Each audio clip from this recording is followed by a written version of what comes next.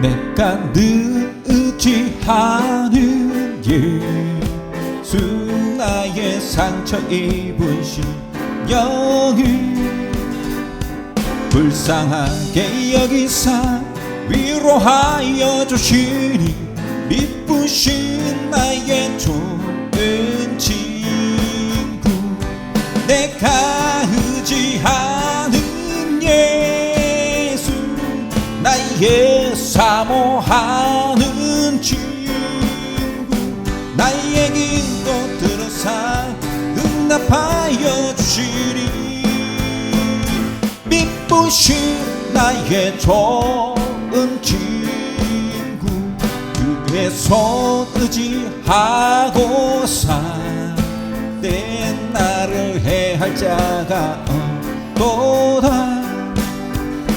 주인 나의 마음을 크게 위로하시니 미쁘신 나의 좋은 친구, 내가 의지하는 예수, 나의 사모하는 친구, 나의 기도 들어사 응답하여 주시니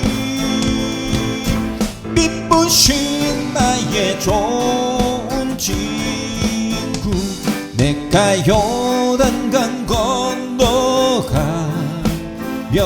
마음이 두려웠었던 때도 주가 인도하시니 어찌 두려워하랴. 미쁘신 나의 좋은 친구, 내가 의지하는 예수, 나의 사모하는 친구, 나의 기도 들어사 응답하여 주시니 미쁘신 나의 좋은 친구, 이후 천국에 올라가서 모든 성도들과 다 함께 우리들을 구하신 주를 찬양하리라. 미쁘신 나의 좋은 친구, 내가 의지하는 예수, 나의 사모하는 친구, 나의 기도 들어사 응답하여 주시니 미쁘신 나의 좋은 친구, 내가 의지하는 예수, 나의 사모하는 친구, 나의 기도 들어사 응답하여 주시니 미쁘신 나의 좋은 친구, 찾는 주님의 사랑과 거룩한 보혈의 공로를 우리 다 찬양을 합시다. 주님을 만나볼 때까지 예수는 우리를 깨끗게 하시는 주시니 그의 피 우리를 눈보다 더 희게 하셨네. 주님의 깨끗한 보혈은 날마다 입으로 간증해 담대히 싸우며 나가세. 전국에 들어갈 때까지 예수는 우리를 깨끗게 하시는 주시니 그의 피 우리를 눈보다 더 희게 하셨네. 십자가 튼튼히 다리 붙잡고 날마다 이기며 나가세. 머리에 면류관 쓰고서 그 앞에 찬양할 때까지 예수는 우리를 깨끗게 하시는 주시니 그의 피 우리를 눈보다 더 희게 하셨네. 주의 인자하심이 생명보다 나음으로 내 입술은 주를 찬양. 주의 인자하심이 생명보다 나음으로 내 입술은 주 찬양. 이러므로 내 평생에 주를 송축하며 주의 이름으로 은하여 내 손을 들리라. 주의 인자하심이 생명보다 나음으로 내 입술은 주를 찬양. 주의 인자하심이 생명 나음으로 내 입술은 주 찬양. 다시 한 번 더. 주의 인자하심이 생명보다 나음으로 내 입술은 주를 찬양. 주의 인자하심이 생명보다 나음으로 내 입술은 주 찬양. 이러므로 내 평생에 주를 송축하며 주의 이름으로 인하여 내 손을 들리라. 주의 인자하심이 생명보다 나음으로 내 입술은 주를 찬양. 주의 인자하심이 생명보다 나음으로 내 입술은 주 찬양. 예수는 그리스도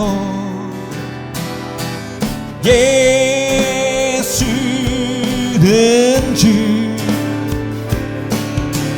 하나님의 영으로 경배드리니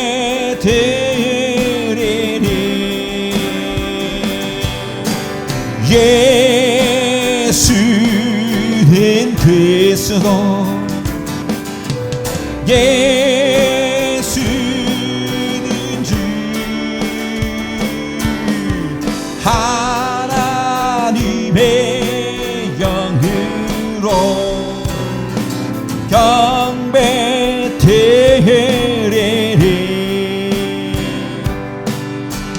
지존하신 주님 이름 앞에 모든 무릎 꿇고 다 경배해. 거룩하신 주님 보좌 앞에 엎드려 절하세. 예수는 그리스도 예수는 주 하나님의 영으로 경배되으리.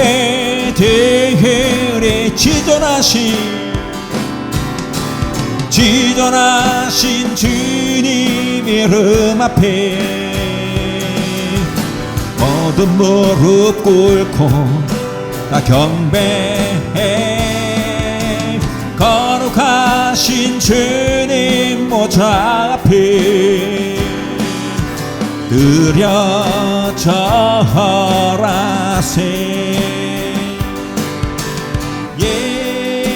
예수님 그리스도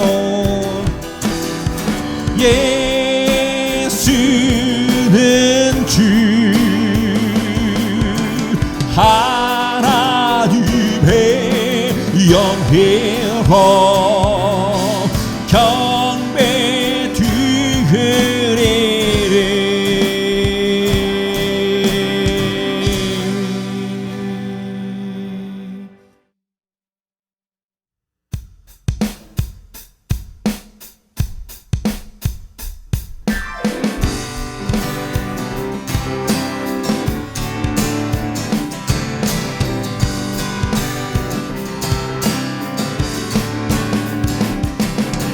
내 모든 삶의 행동 주 안에 주님 안에 있네. 나의 숨쉬는 순간들도 내 모든 삶의 걸음 주 안에 내 길도 주 안에 나의 숨쉬는 순간들도 라라라라라라 라라라라라라 라라라라라라 라라라라라라 자비와 은혜의 물결 어디서나 주 얼굴 보내 주 사랑 날 붙들이 오 놀라운 주님의 사랑.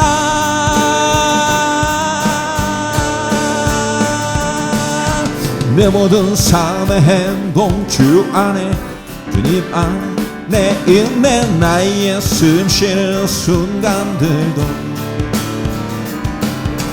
내 모든 삶의 걸음 주 안에 내 길도 주 안에 나의 숨쉬는 순간들도 라라라라라라 라라라라라라 라라라라라라 라라라라라라 자비와 은혜의 물결 어디서나 주 얼굴 보내주 사랑 날 붙드네 오 놀라운 주님의 사랑.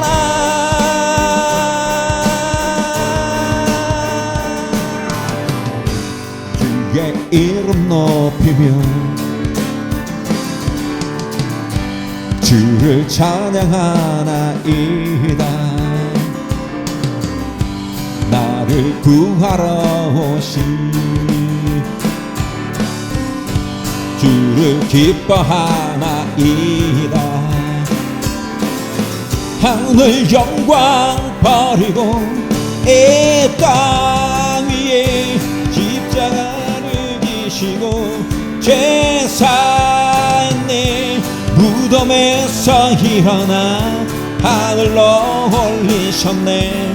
주의 이름 높이리. 주의 이름 높이며 주를 기뻐하나이다. 나를 구하러 오신 주를 기뻐하나이다.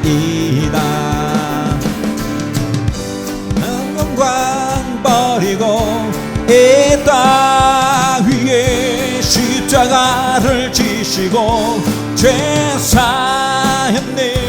무덤에서 일어나 하늘로 올리셨네. 주의 이름 높이리. 하늘 영광 버리고 이 땅 위에 십자가를 지시고 죄 사했네. 무덤에서 일어나 하늘로 올리셨네. 주의 이름 높이리.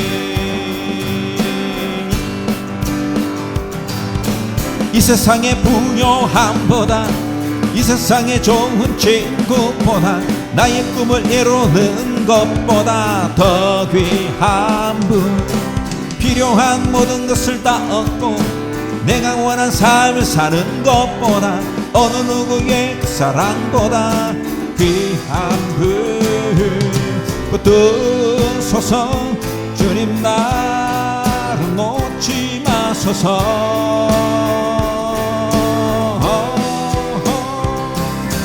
내 영혼 붙드시고 내게 생명 주신 주님 주의 사랑 너무 커 나의 마음 들여 주께 주님만 영원히 사랑해 나의 사랑 멈추지 않으리 주님만 영원히 사랑해 나의 사랑 멈추지 않으리 주님만 영원히 사랑해 나의 사랑 멈추지 않으리 붙드소서 주님 나를 놓지 마소서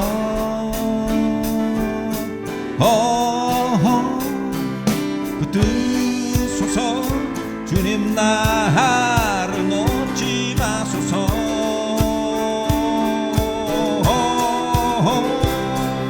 붙드소서 주님 나를 놓지 마소서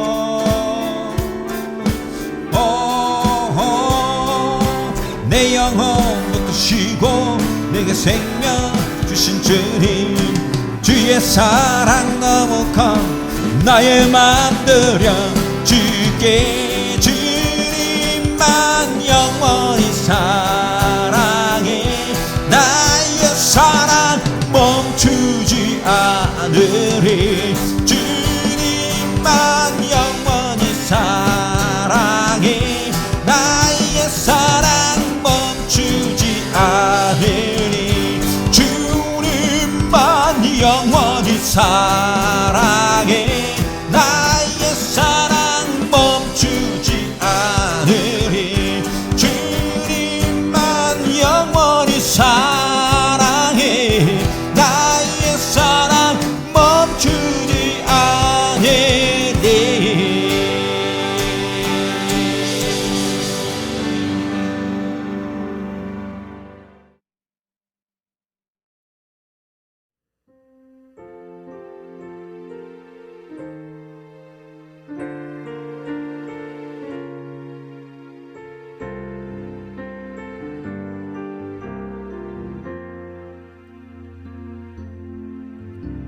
주님의 사랑이 이곳에 가득하기를 기도합니다.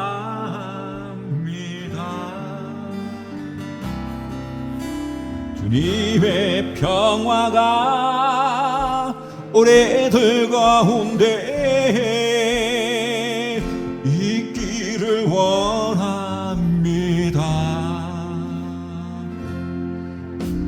주님의 사랑이 이곳에 가득하기를 기도합니다.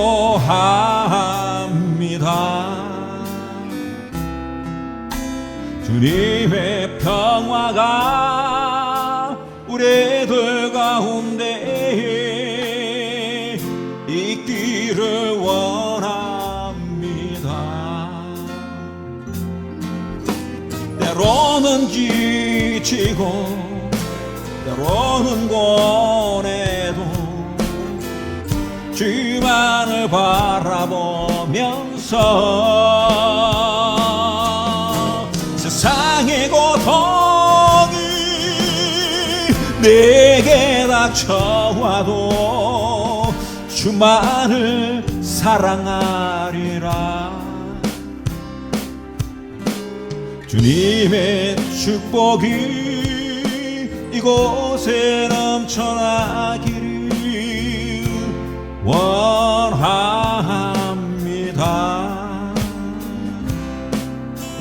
주님의 사랑이 이곳에 가득하기를 기도합니다.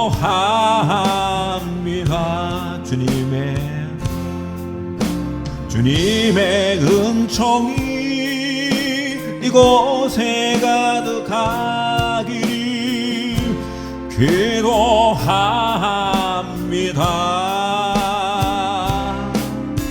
주님의 기쁨이 우리들 가운데 있기를 원합니다.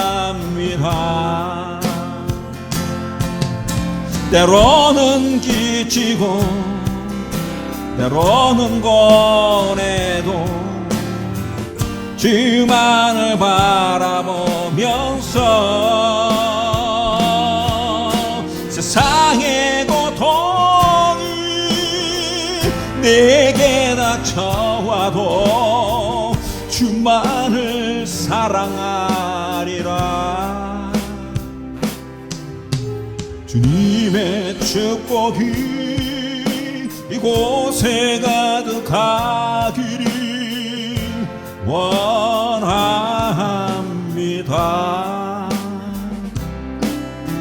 주님의 사랑이 이곳에 가득하기를 기도합니다.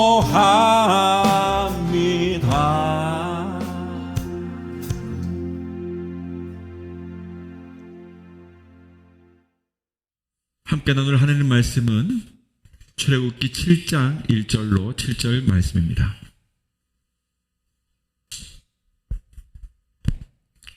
여호와께서 모세에게 이르시되 볼지어다 내가 너로 바로에게 신같이 되게 하였은즉 네 형 아론은 네 대언자가 되리니 내가 네게 명령한 바를 너는 네 형 아론에게 말하고 그는 바로에게 말하여 그에게 이스라엘 자손을 그 땅에서 내보내게 할지라.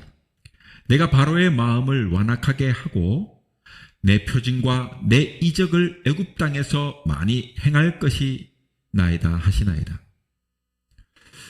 바로가 너희의 말을 듣지 아니할 터인즉 내가 내 손을 애굽에 뻗쳐 여러 큰 심판을 내리고 내 군대 내 백성 이스라엘 자손을 그 땅에서 인도하여 낼지라.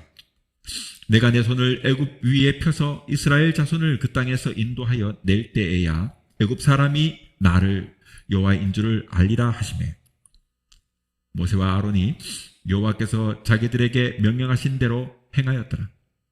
그들이 바로에게 말을 할 때에 모세는 80세였고 아론은 83세였더라. 아멘.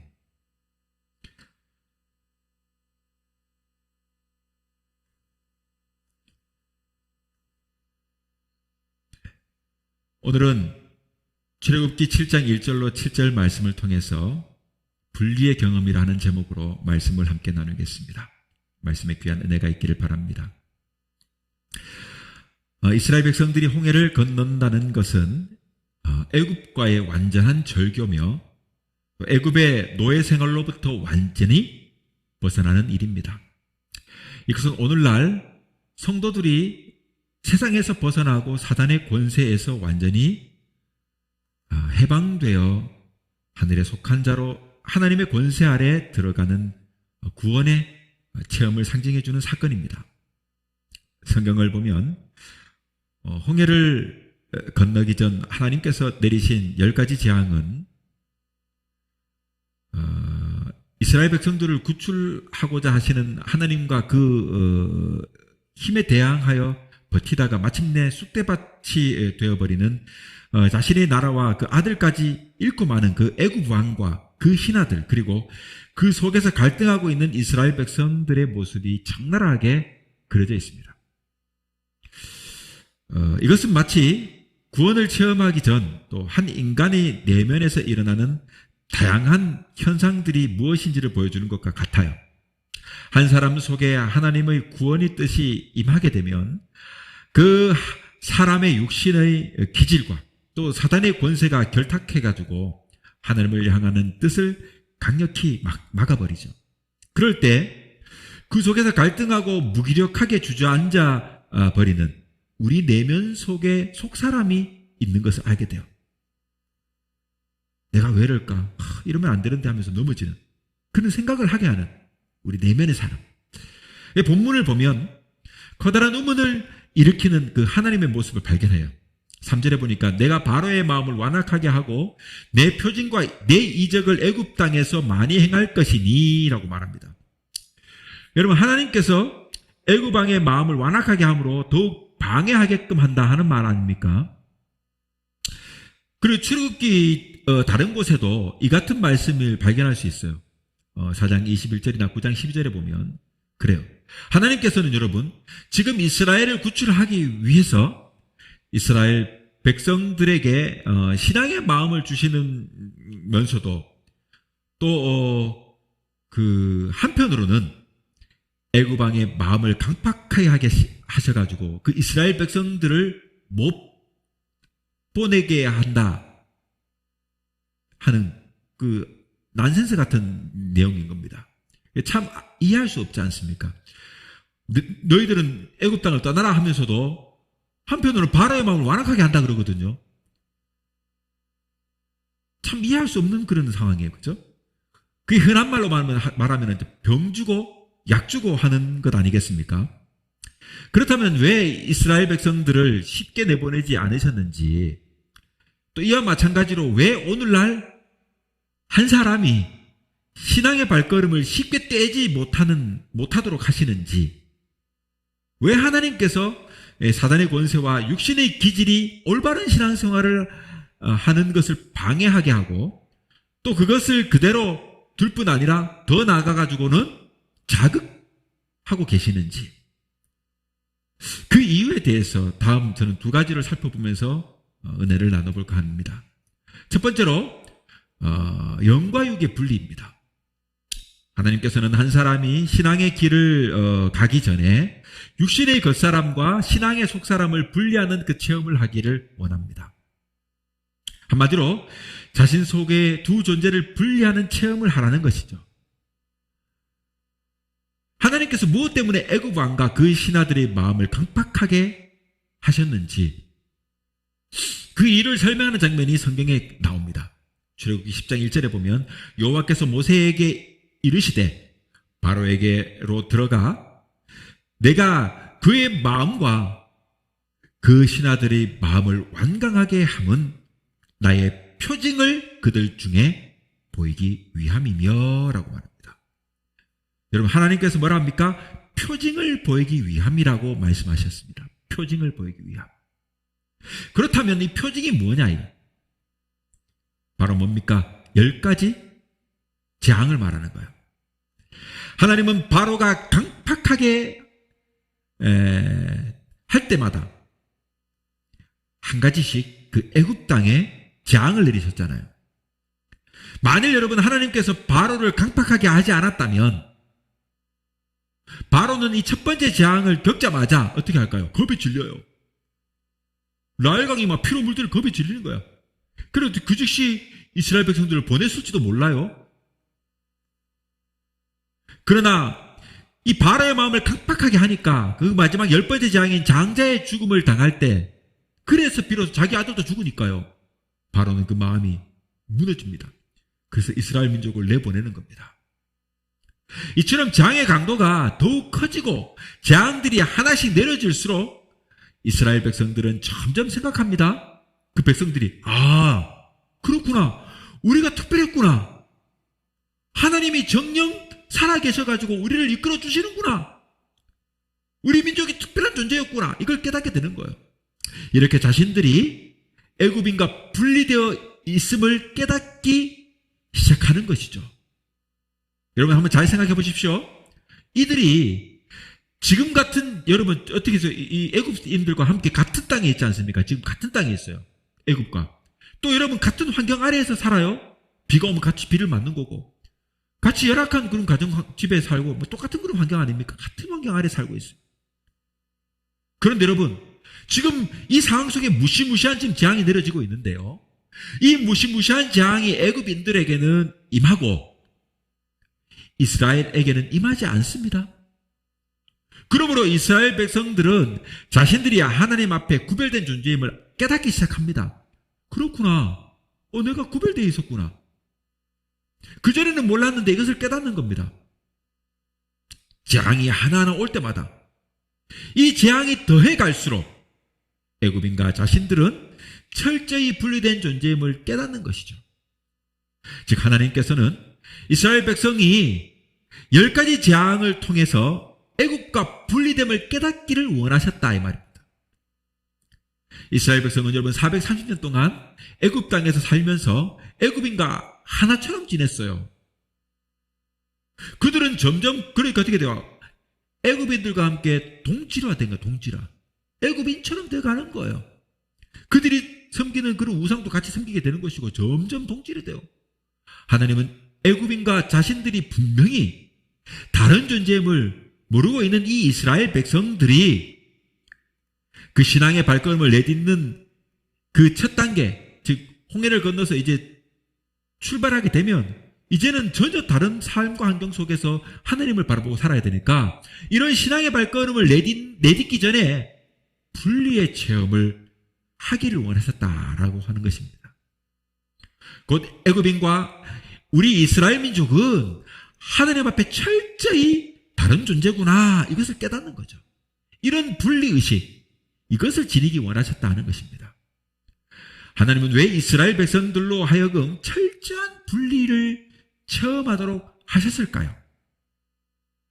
하나님께서는 이 이스라엘 백성들이 애굽인과 자신들이 철저히 다른 존재임을 여러분 알지 못하고 약속의 땅으로 가는 그 신앙의 길을 떠났다면 외롭고 힘들 때 어떻게 돼요? 생각합니다. 야, 그냥 애굽으로 돌아가자. 애굽으로 돌아가자. 그렇게 할 것 아닙니까? 이걸 아셨다는 거예요. 그 애굽의 풍요와 편안함과 안락을 경험했기 때문에 그들이 나중에 모세를 불평할 때 그런 말 하지 않습니까? 모세와 하나님을 불평하면서 그렇게 했던 그곳에 애굽에서 살찐 고기를 먹었던 것을 기억하고 부추와 여러분 이런 것들 먹었던 걸 기억한다고 거기 있으면 그런 거 좋은 것이 나왔을 텐데 이곳에서 무슨 생고생이냐 이렇게 말하는 것을 하지 않습니까? 그러니 여러분 만약 이 애굽인들의 변덕과 악착 같은 그 방해를 보지 못했으면 야 애굽에서 그들과 함께 신앙생활을 해도 되는데 왜 구태여 우리가 이 광야에까지 나와가지고 이 고생을 하네. 돌아가자. 그들과 다시 합하자 라고 했지 않겠습니까? 애굽인들이 야 그냥 순순히 버려줬으면 좋은 관계가 있으니까 그냥 다 돌아가자 이렇게 생각할 거 아닙니까? 하나님은 여러분 애굽인들을 아셨습니다. 그들은 우상을 섬기며 나일강의 풍요에서 오는 그 물질주의 사고방식을 가진 자들이었다 이 말이에요. 이 땅에 세계적 제국주의를 건설하는 것이 여러분 그들의 최고의 인생 목표였습니다. 만일 이스라엘 민족이 애굽 민족과 함께 있었다면 신앙의 길은 한 걸음도 여러분 나가지 못했을 것이고 신앙을 갖더라도 불신의 세상과 타협하여 세속적이며 물질적인 가치가 뒤섞인 신앙을 유지했을 것입니다. 하나님께서는 이런 사실을 아셨기 때문에 이 이스라엘 민족이 애굽과 구별된 존재임을 알게 하시기 위해서 더 나아가서 이스라엘에게 애굽은 여러분 신앙의 그 적임을 분명히 인식하게 원하셨던 겁니다.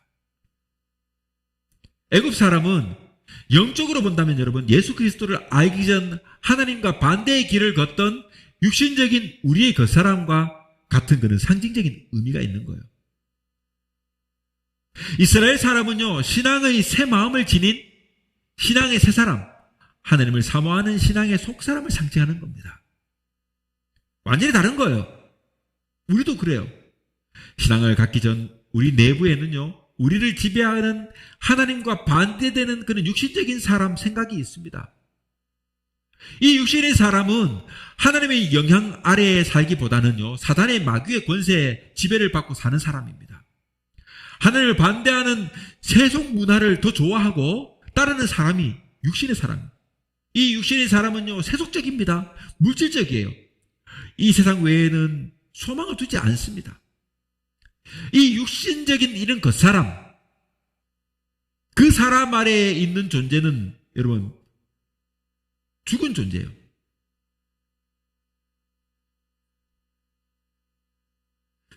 그런데 여러분 우리의 속사람은요, 이 육신적인 이 겉사람 아래에 죽어 있는 존재로 사는 거예요.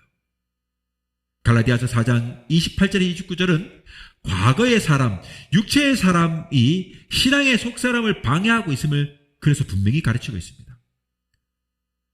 형제들아, 너희는 이삭과 같이 약속의 자녀라. 그러나 그때의 육체를 따라 난 자가 성령을 따라 난 자를 박해한 것 같이 이제도 그러하도다라고 기록하고 있습니다.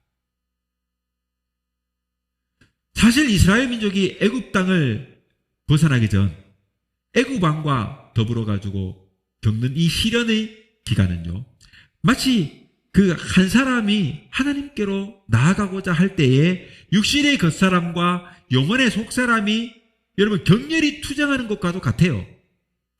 그리스도인들이 자신에게 신앙의 속사람과 육신의 겉사람, 이 두 가지 존재가 있음을 확실히 인식하지 못하고 여러분 둘을 분리하지 놓지 않으면은 신앙생활을 열심히 하더라도 어떻게 될까요? 아무리 큰 체험을 하더라도 다시 세상으로 돌아가게 쉽게 되는 거예요. 돌아가기 쉽게 되는 거예요. 여러분 혹 신앙을 지키더라도 어떻게 돼요? 영혼의 속사람이 육신의 사람과 혼합해가지고 애굽인의 속성을 담겨있는 그런 세속적인 신앙, 물질적인 신앙, 세상 넘어 영원한 세계에 대한 신앙이 아니라 이 땅에 속한 그런 신앙을 갖게 되는 거예요. 즉 번영주의 신앙이 되는 거예요. 이 땅에서 잘 되면 되는 거야. 그래서 기복적이 되는 거죠. 그런 사람이 되는 거예요. 그러니까 이 땅에서의 잘됨만을 추구하는 기복적인 신앙이 된다 이 말인 거예요. 왜냐하면 신앙의 속사람은 여러분 보이는 이 세상보다가 보이지 않는 영원한 하나님의 나라와 하나님을 의식하며 살기 원해요. 그렇지만 이 육신의 겉사람은 어떻게 돼요? 항상 이 세상의 잘됨과 편함과 안락을 추구하고 사람 여러 가지 주변의 사람들 환경 상황을 의식해요. 그렇게 살기를 각오합니다. 그렇기 때문에 안 되는 거예요. 그러기에 하나님께서는 신앙의 그 첫걸음을 내딛기 전에 이렇게 사단 마귀가 신앙의 속사람을 방해하는 것을 깨닫기를 원하시고 그래서 자신의 내면에 경계하여 이것은 정말로 주의해야 돼. 이것을 뿌리쳐야 돼. 버려야 돼. 그렇게 경계해야 될 부분을 존재하고 있음을 분명히 인식하는 함으로써 그것을 제거하기를 바라신다는 것입니다. 두 번째로 우리가 생각해 보겠습니다. 구원은 하나님이 절대적인 은혜의 결과다 이 말이에요. 5절 말씀 보십시오. 내가 내 손을 애굽 위에 펴서 이스라엘 자손을 그 땅에서 인도하여 낼 때에 비로소 애굽 사람이 나를 여호와인 줄을 알리라 하시며 그랬거든. 내가 내 손을 애굽 위에 펴서 이게 무슨 말입니까? 이는 하나님께서 애굽 땅에 내리실 10가지의 재앙을 말하는 거예요. 자, 하나님이 손을 펴서 이제 재앙을 내리신다 이 말이에요. 여러분 성경에서는 하나님의 손은 하나님의 역사의 상징적 것으로 표현됩니다. 하나님의 손을 그러면 하나님께서 역사하신다 이런 의미인 거죠. 여러분 이런 표현은 흔히 이제 신인동형적이라고 말해요. 신인동적. 여러분 이 하나님은 보이지 아니하시는 존재 아닙니까? 그런데 이 표현을 쓰게 된 것은 하나님의 역사를 인간의 몸의 어떤 한 부분으로 동일시하여 표현하는 거예요. 보이지 않는 하나님인데 인간이 쉽게 이해하도록 손을 펴서 이렇게 표현하는 거죠. 사람이 하나님 손이 있는가 보다 아니에요. 하나님은 보이지 않으시는 인간의 모습으로 상상하면 안 돼요. 그러니까 하나님은 인간의 형상을 쫓아서 하나님의 형상을 쫓아서 인간을 만들었으니까 우리 모습과 비슷한 그런 게 아니라 이 말이에요. 주는 보이지 아니하시는 하나님인데 손을 폈다 이런 표현을 쓰면서 인간을 보다 더 쉽게 하나님과 친밀감과 인격적인 관계로 이렇게 보이기 위한 표현인 거죠. 이것을 신인동형적이라고 합니다. 하나님께서는 여러분 축복을 베풀 때나 재앙을 베풀 때마다 이렇게 내 손을 펴리라 라고 말씀하십니다. 즉 하나님께서 오늘 10가지 재앙을 내려가지고 이스라엘을 구출하실 때에도 이스라엘 백성들에게 이렇게 손을 펴서, 그런데 여러분 이렇게 역사하실 때 이스라엘 백성들은 뭘 하고 있습니까? 아무것도 하지 않고 있습니다. 만일 이스라엘 백성이 처음 여러분 바로 왕에게 청문할 때 바로 왕이 그들의 소원을 들어주었다면, 야, 자신들이 출애굽한 것은 바로 왕의 그 너그러움 때문에 우리를 이렇게 내보냈다, 이렇게 바로 왕의 너그러움으로 돌렸지 않겠습니까? 아니면 그동안 자신들이 애굽에서 좋은 관계를 맺어왔기 때문에 노예 생활을 충실히 잘하고 이렇기 때문에 자신들이 그 처세술 때문에 바로 왕이 우리를 쉽게 그냥 떠나보내게 된 것이라 이렇게 생각하지 않겠습니까? 그러나 이스라엘 백성들은 여러분 10가지 재앙을 당하면서도 그 악착같이 붙잡으려고 하는 이 바로와 애굽인들의 그 반응을 보면서 이렇게 깨닫는 겁니다. 야, 저들은 우리들에게 해로운 존재구나. 저들은 우리를 방해하는 세력들이구나. 저들은 우리를 돕는 자가 절대 아니구나. 이것을 깨닫는 겁니다. 여러분, 이 탈출의 모든 역사는 자신들이 무기력함과 바로의 방해에도 불구하고 오직 하나님의 끊임없는 절대적인 은혜로서 이루어졌다는 이 사실을 알게 되는 겁니다. 마찬가지입니다. 오늘날 신앙의 마음을 소유했다고 해가지고 그 마음을 즉시 행동으로 옮길 수 있는 사람이 그 몇이나 되겠습니까? 거의 없어요. 수없이 결심해도 낙심하고 넘어지고 돌아서고 포기합니다. 여러분, 그것이 환경 때문이든 자신의 성격 때문이든 일 때문이든 그 어떤 이유에서든지 간에 신앙의 마음을 실천하여 열매 맺기란 쉬운 일이 아니에요. 하나님께서는 구원하고자 하는 사람에게 신앙의 마음을 주시고 끊임없이 도전을 주시면 역사하지만은 대부분 인간들은 어떤 반응을 합니까? 변덕하고 낙심하며 무관심하고 우유부단하게 그리고 게으르게 행동합니다. 그럼에도 불구하고 하나님께서는 한번 신앙의 마음을 주시고 구원하기로 정한 사람은 어떻게 합니까? 그가 아무리 변하고 낙심하고 돌아서고 쓰러지고 갈등하며 신앙의 길을 가지 못한다 해도 끝까지 사랑의 손길을 펴시고 구원을 이루십니다. 여러분, 사도 베드로를 보세요. 그 3년 동안 누구만 따라 수제자라는 소리를 들으면서 예수님을 가까이 따랐지 않습니까? 그런데 예수님께서 가장 외로운 자리에 있을 때 어떻게 했어요? 배반했지 않습니까? 베드로는 예수님께서 친히 부활한 몸으로 나타나셨지만 제자들을 충동해가지고 다시 디베라 바다로 가가지고 고기 잡는 어부의 길을 가요. 그렇게 떠났어요. 이렇게 연약하고 믿을 수 없는 것이 사람이에요. 여러분, 눈으로 메시아를 목격했던 사람들도 이런데 보이지 않는 하나님, 눈에 보이지 않는 주님을 섬기는 우리는 오죽하겠습니까? 여러분, 이처럼 베드로는요 수없이 예수님으로부터 버림을 받을 일을 했지만 어떻게 했어요? 예수님은 끝까지, 주님은 끝까지 사랑의 손길을 그리고 선택의 손길을 멈추지 않았습니다. 결국 베드로가 제자됨은 그리고 사도됨은 예수님의 절대적인 사랑의 손길 때문이었다 이 말입니다. 그래서 베드로서 2장에 보면은 인간의 어떤 행위도 구원받는데 무가치함을 밝히고 있습니다. 2장 5절에 에베소서 2장 5절에 뭐랍니까?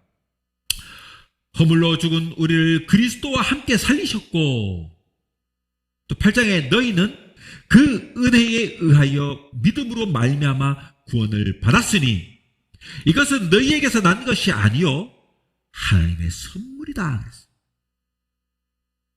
오늘도 하나님께서는 한번 구원하기로 작정한 사람에게 비록 그가 연약하여 수없이 변하고 쓰러지더라도 마침내 구원하십니다. 다시 세임과 소망으로 일어서도록 역사하십니다. 갈등과 낙심과 게으름에서 벗어나도록 끊임없이 힘을 북돋아 주십니다. 자, 이제 말씀을 맺겠습니다. 이스라엘 민족은 애굽에서 하나님이 내리시는 재앙이 계속됨을 보면서 하나님께서 자기들과 함께 하신다는 그 확신을 더해갔습니다. 마침내 바로가 떠나라고 허락을 하자마자 애굽에서 가나안 땅을 향하여 나아가게 되었던 것입니다. 구원은 나를 위한 것이지만 사실 나는 아무 일도 안 한 존재임을 깨달아야 합니다. 내가 부족함에도 불구하고 하나님의 끊임없는 사랑과 관심으로 내가 구원의 자리에 이르렀음을 인정해야 돼요. 구원은 하나님의 절대적 은혜예요. 사랑하는 성도 여러분, 그러므로 이제 우리는 다시금 하나님의 인도함을 경험하고 그리하여 마침내 저 영원한 천국에 이를 때까지 승리하는 주님의 사람이 될 수 있기를 주님의 이름으로 축원합니다. 주의 임재 앞에 잠잠해 주 여기 계시네.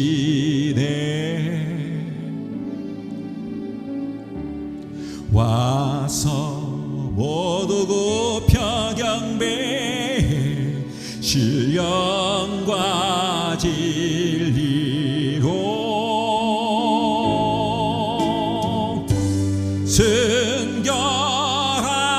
순결하신 주님 거룩한 존전에 주의 임재 앞에 잠잠해 주 여기 계시네. 주의 영광 앞에 잠잠해 주의 빛비치네.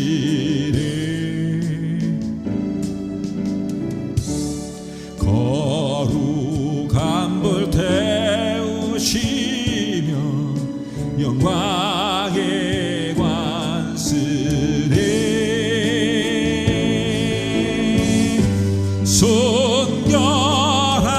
순결하신 주님 빛 되신 우리 왕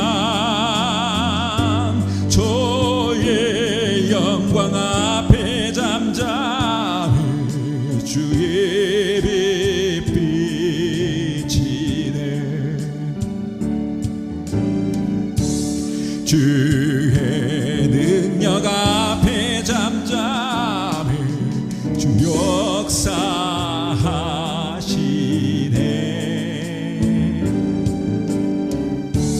죄 사하고 치유하시니 놀라운 주네.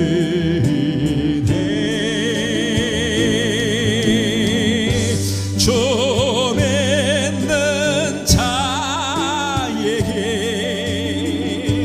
능치 못함 없네. 주의 능력